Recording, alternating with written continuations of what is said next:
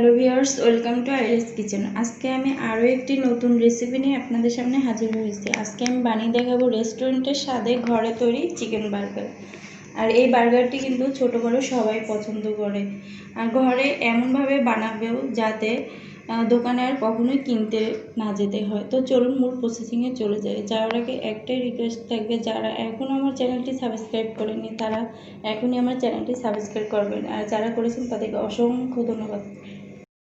আমি যে বার্গারটা তৈরি করব, বার্গারের জন্য প্রথমে আমাদের প্রয়োজন পড়বে বার্গার বান। আর বার্গার বানের জন্য এখানে আমি 3 কাপ পরিমাণ ময়দা নিয়ে নিয়েছি। এখন দিয়ে দিব 1 চা চামচ ইস্ট, 3 টেবিল চামচ পরিমাণ গুঁড়ো দুধ, 3 টেবিল চামচ পরিমাণ চিনি, আর দিব লবণ। লবণটা আপনাদের স্বাদ অনুযায়ী দিবেন। এখন আমি সবগুলো উপকরণ ভালোভাবে মিশিয়ে নেব। আমার সবগুলো উপকরণ মেখে নেওয়া হয়ে গেছে। এখন আমি দিয়ে দিব হালকা কুসুম গরম পানি, আর পানিটা আমি অল্প অল্প করে দিব। আমার এই ডোটা তৈরি করতে যতটুকু পানি প্রয়োজন হয়।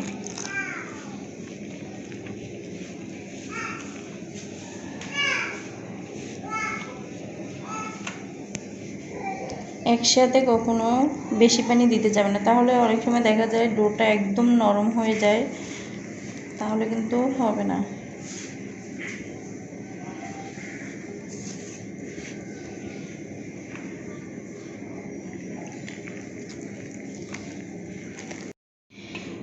যখন মাখতে মাখতে এরকম একটা আঠালো ভাব চলে আসবে, তখন আমি প্রথমে দিব 1 টেবিল চামচ পরিমাণ তেল দিয়ে আবার আমি এই ডোটাকে ভালোভাবে মেখে নেব।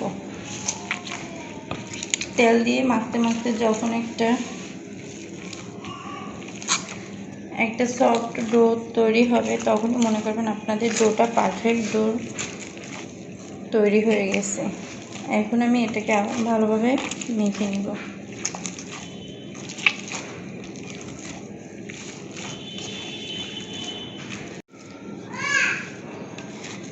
আমার মেখে নেওয়া হয়ে গেছে। এখন আমি ডোটাকে একটু এরকম হাতের সাহায্যে এভাবে করে দিব।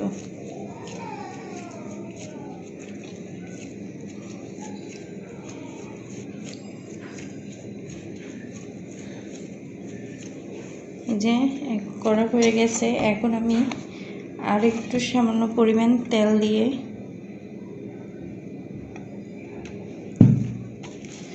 ডোটাকে এভাবে রেখে দেব। প্লাস্টিক র্যাপার দিয়ে এটাকে ঢেকে রাখবো 1 থেকে 1.5 ঘন্টার মতন। আপনাদের হাতে যদি সময় বেশি থাকে তাহলে বেশিক্ষণও রাখতে পারবেন, তবে ইস্টের পরিমাণটা একটু কমিয়ে দিবেন যদি বেশিক্ষণ রাখতে চান। এখন আমি এটা একটা গরম স্থানে রেখে দিব 1 থেকে 1.5 ঘন্টার মতন। ফিরে আসলাম 1.5 ঘন্টা পরে। দেখুন আমার ডোটা ফুলে ডাবল হয়ে গেছে। এখন আমি এটার উপরে সামান্য কিছু ময়দা ছিটিয়ে বাবুলগুলো সরিয়ে দিব।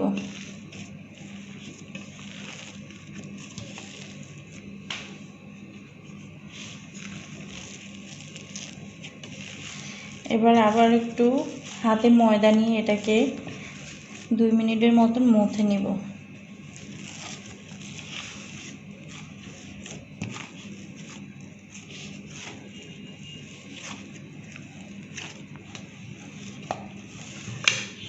আমার মথে নেওয়া হয়ে গেছে। এখন আমি এটাকে এই যে দেখুন হাতের সাহায্যে এরকম একটু করে নেবেন, তাহলে দেখা যাবে উপরে যে এটা আছে একটা মসৃণ ভাব চলে আসবে উপরের পাটটাতে। এখন আমি একটা রুটি বেলা পেরে নিচ্ছি, তার উপরে একটু ময়দা ছিটিয়ে দিলাম। দেওয়ার পরে এটাকে একটু হাতের সাহায্যে করে দিলাম। এখন আমি একটা ছুরির সাহায্যে এটাকে কেটে নিব।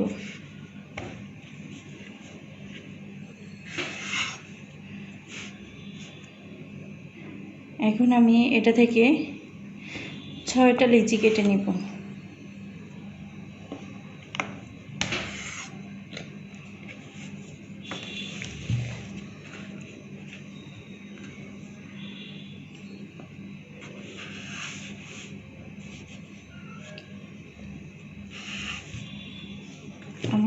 সবগুলো লিচি কাটা হয়ে গেছে। এখন আমি এরকম একটু হাতের সাহায্যে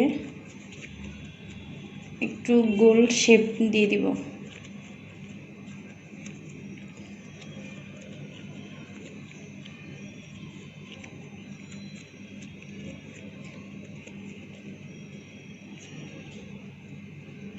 এই যে দেখুন একটা বন রেডি হয়ে গেছে। আমি এইভাবে করে বাকিগুলো বন বানিয়ে নিব।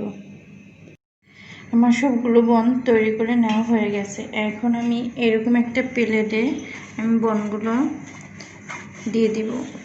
সেজন্য একটু ব্রাশের তেল দিয়ে এটাকে একটু ব্রাশ করে নিব। ব্রাশ করে নেওয়া হয়ে গেছে। এখন আমি একটা একটা বন এভাবে এটার উপর দিয়ে দিব।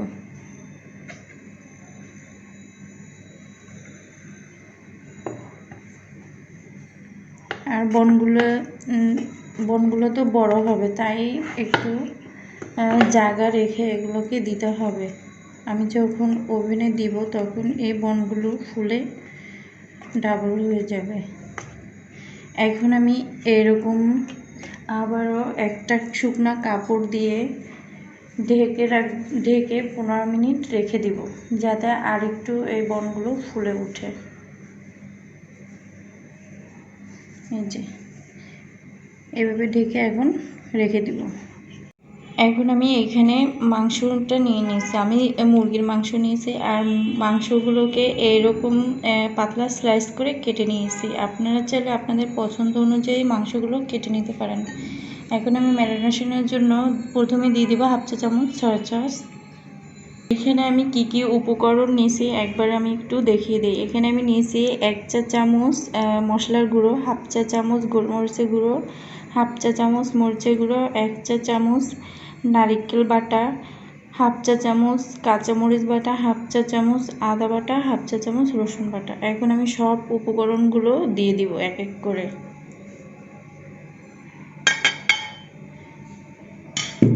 আর দিয়ে দিব 1 চা চামচ লেবুর রস দিয়ে এখন আমি ভালোভাবে মাংসগুলোকে মেখে নেব।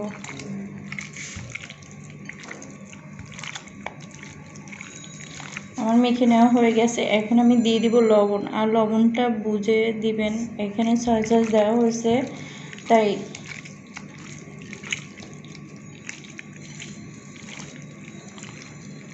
আর এইখানে আমি দুইটা জিনিস ইউজ করছি, একটা কাঁচামরিচ আর একটা হচ্ছে নারকেল বাটা। এই দুটোটাই অপশনাল, আপনারা চাইলে স্কিপ করতে পারেন। আমার মেখে নেওয়া হয়ে গেছে। এখন আমি এটাকে 10 মিনিটের জন্য রেস্টে রেখে দেব। ফিরে আসলাম 15 মিনিট পর। দেখুন বনগুলো ফুলে গেছে। এখন আমি এইখানে আগে থেকে একটা ডিমের কুসুম আমি ভেঙে নিছি, আর ডিমের কুসুমটাই ব্যবহার করার জন্য চেষ্টা করবেন, সাদা অংশ যাতে না পড়ে। এখন আমি এই বনগুলোর উপরে একটু ব্রাশ করে দিব। আপনারা চাইলে ডিমের কুসুমের পরিবর্তে লিকুইড দুধও ব্যবহার করতে পারেন, তবে ডিমের কুসুমটা দিলে কালারটা একটু সুন্দর আসে।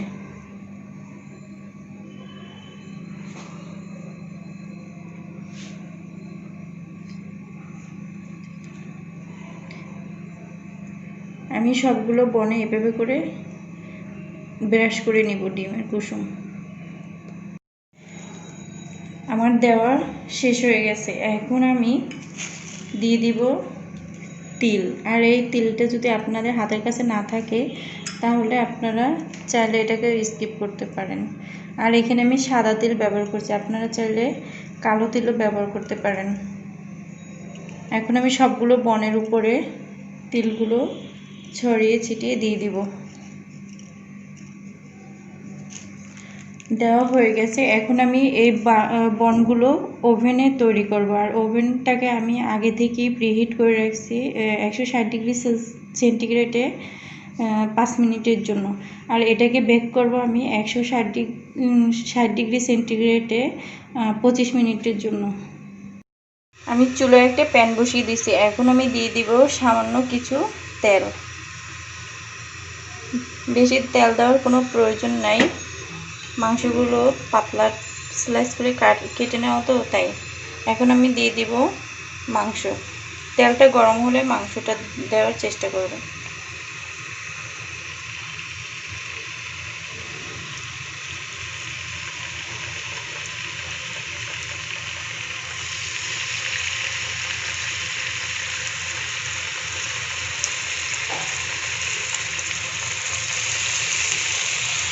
আমি সবগুলো মাংস এভাবে করে দিয়ে দিব।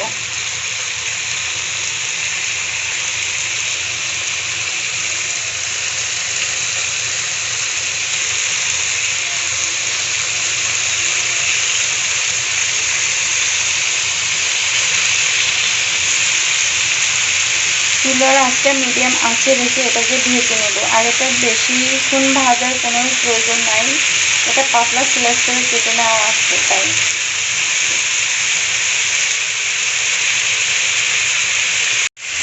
আমার এক পাশ ভেজে নেওয়া হয়ে গেছে, এখন আমি এটাকে একটু উল্টিয়ে দিব।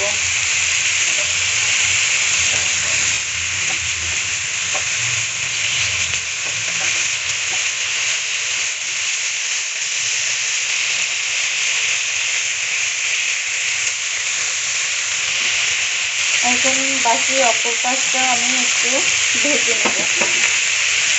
এখন আমি আবার একটু উল্টে দিব। এইখানে আমি আরেকটা জিনিস অ্যাড করব, তার জন্য আবারও এই পাশটা একটু ভালোভাবে ভেজে নেব লালচে করে।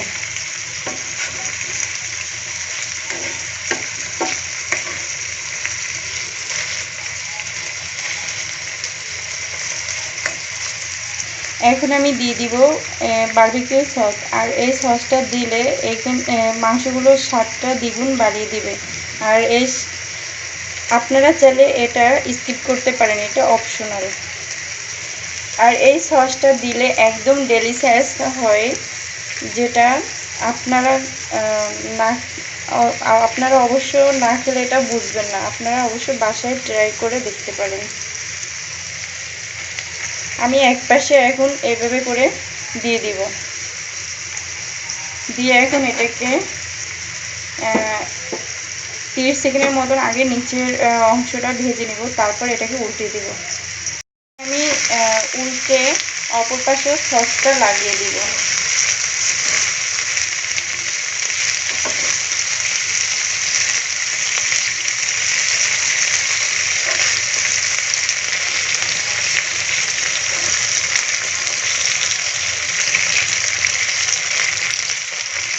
আমার উল্টানো হয়ে গেছে, এখন আমি আবারও সসগুলোকে এভাবে করে দিয়ে দিব।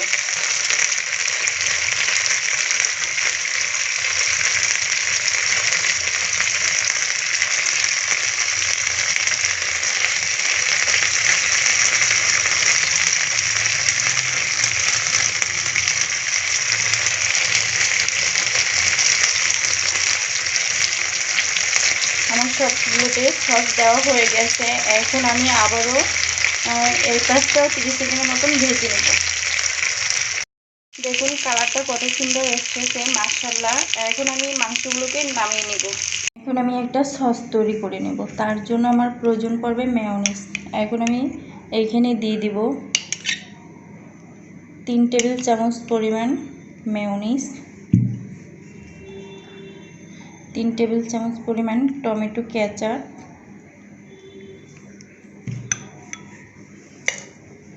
আর দিয়ে দিব 3 টেবিল চামচ পরিমাণ বারবিকিউ সস।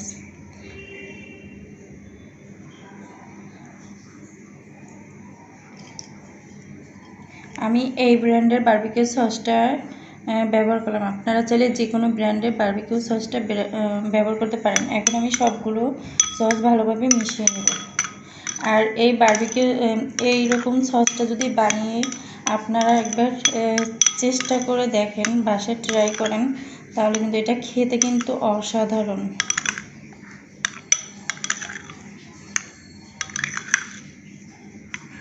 এখন আমি এটাকে একপাশে রেখে দিব। এখানে অ্যাড করে দিব গোলমরিচের গুঁড়ো, দিয়ে এটাকে আমি ভালোভাবে মিশিয়ে নেব। মিশানো হয়ে গেছে, এখন আমি এটাকে রেখে দিব। এর মধ্যেই আমার বনগুলো পুরোপুরিভাবে হয়ে গেছে। এখন আমি এই গরম থাকা অবস্থায় একটু বাটার গলিয়ে এটাকে ব্রাশ করে দিব, যাতে উপরটা একটু দেখতে সুন্দর হয়।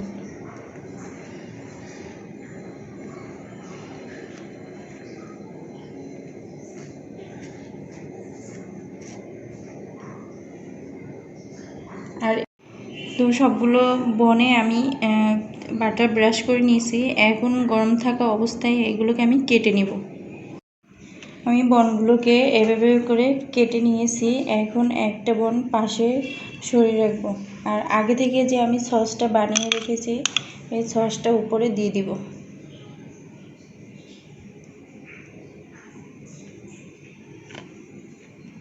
দেওয়া হয়ে গেছে। এখন আমি দিয়ে দিব 1 পিস কফি পাতা, দিয়ে এখানে আমি দিয়ে দিব 1 টুকরো টমেটো স্লাইস, 1 টুকরো শসা স্লাইস, তারপরে দিয়ে দিব 1 টুকরো মাংস। এখন আমি দিয়ে দিব সামান্য কিছু মেয়োনিজ।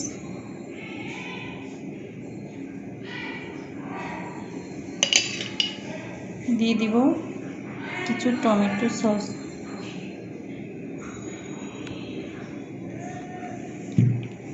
তারপরে আবারও দিয়ে দিব 1 টুকরো শসা, 1 টুকরো টমেটো স্লাইস, আবারও 1 টুকরো মাংস।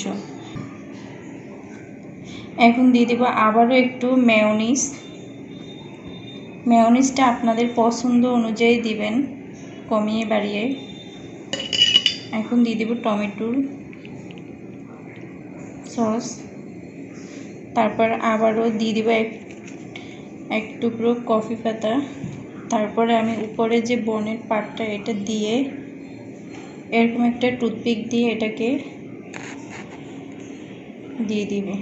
এই যে দেখুন তৈরি হয়ে গেল আমার চিকেন বার্গার।